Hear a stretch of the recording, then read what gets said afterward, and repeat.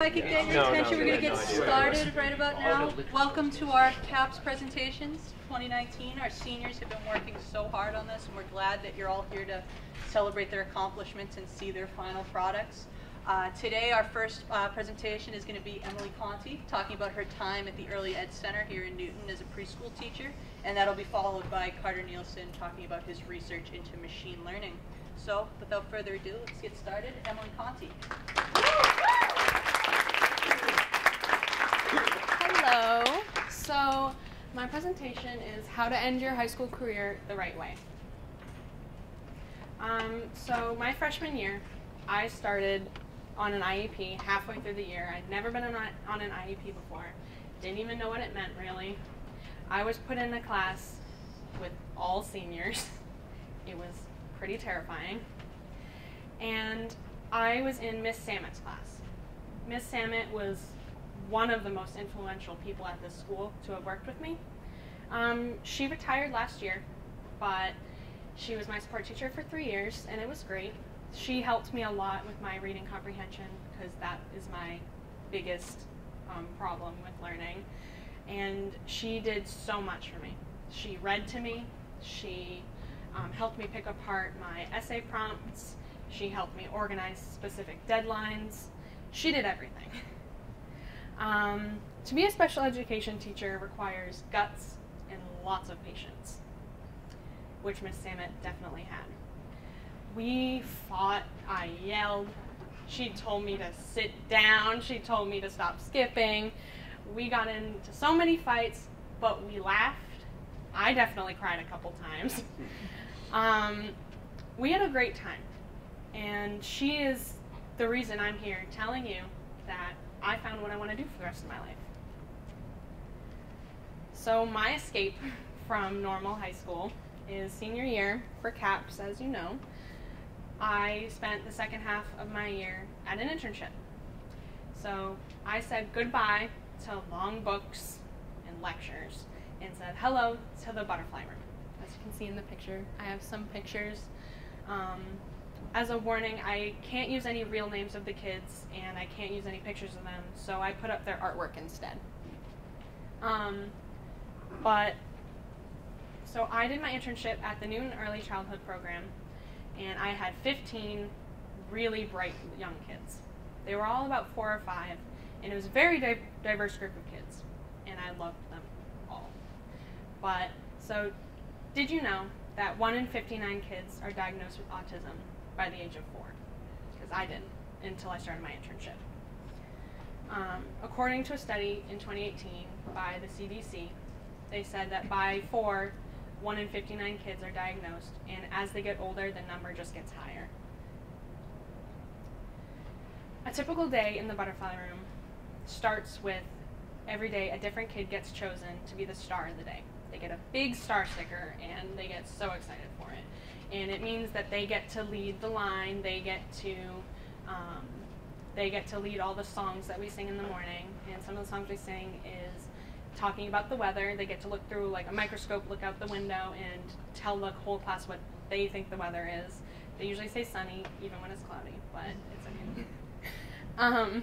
And then we sing a song about the days of the week, and we go through the whole calendar, and we add a day every day to the calendar, and they count the numbers and tell the whole class what day it is, what the date is, and how long we have until the weekend. And then we have morning news, where every week different kids get to talk about their weekend, and they get to tell us their news and talk about all the fun things that they did. And one kid came in to share his news, and he shared the most amazing news. He was so excited, and the teacher went to go read it for the class, and he said, "I got a new last name." He was adopted. Oh, it was so cute. But yeah, he was very excited. He got to see a judge who brought in pictures of him with his new mom and dad, and it was great. And then we read a book. Every month we get a new author. The first month I was there, we went over Dr. Seuss, and we read a whole bunch of Dr. Seuss books, and we did a whole bunch of activities about that. And then the second month we did Eric Carle, and But yeah, and then we take a bathroom break, and we have snack time. Then we do tabletop, which is every day we do different activities at the tables that have to do with the books that we've been reading. So sometimes they cut out pictures for the Very Hungry Caterpillar. They cut out pictures of the foods, and they put it in the line in the order that they read it, that he ate it, to learn different things about the book and being able to remember what they read. Then the morning class packs up, and they go home, and then it's time for lunch bunch, which is what we call the second class. And so we start with teamwork activities, where sometimes it's building with blocks, sometimes it's playing with Play-Doh, but they have to work all together. And it's very difficult for small children to not only think about themselves. So when we get to decide who worked together the best, we choose, as teachers, we choose the cool chair kid. The kids elected that by themselves because they found a normal, like, high school chair, just looks like any one of these chairs, but it was in the room and it's bigger than all the preschool chairs, and they decided that was the cool chair. And so during lunch, one kid gets to sit at the cool chair and gets to lead the line to the bathroom and lead the line to recess. And so every day we choose a different kid who's been behaving the best to sit. And then we go to the bathroom, eat lunch, and then we read another book. And then we usually do a game based on the book. And then we go to recess, and the parents pick them up outside. Why did I do it? Because according to Autism Speaks, 44% of kids with ASD have an average to above average IQ. Early intervention and support can improve learning, communication, and social skills for all kids, but especially kids with ASD. And if you don't know what ASD means, it's autism spectrum disorder. I didn't know what it was either when I started.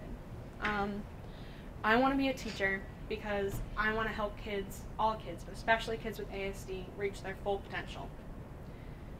Working with Sarah and Rachel, I made up those names because we can't use their names.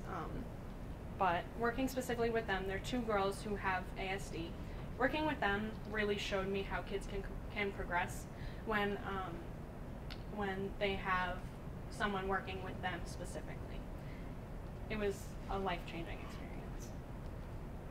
Our structure at the preschool helps kids with social cues. So it helps them learn when to raise their hand, when to be quiet, when they can speak out, etc.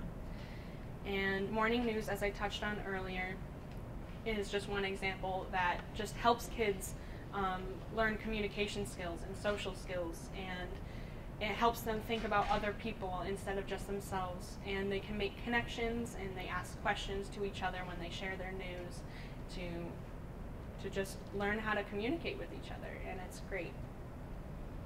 What have I learned? I learned that autism has no need for a cure. Everyone has room to keep growing. So the two girls, Sarah and Rachel, as I'll call them, have step tracker belts. They're like Fitbits, but for little kids. So they wrap around their stomach like that, and I had no idea what it was. I walked in, I looked at it, and I was like, what is that? I had no idea. And I asked one of the behavioral aides, and she said it's a study that one of the interns at the school is doing to prove that kids with autism get plenty of exercise. It is a stereotype that kids with autism don't get enough exercise because they are too antisocial, they're too introverted, and it's just not true. From my experience, the kids who do have autism are the most energetic. So I think that you should do CAPS. If you're a senior, I'm sorry that you missed it. If you're a teacher, I'm sorry if you weren't on board with it, but we learn by doing. And real life experiences and careers is how we learn best.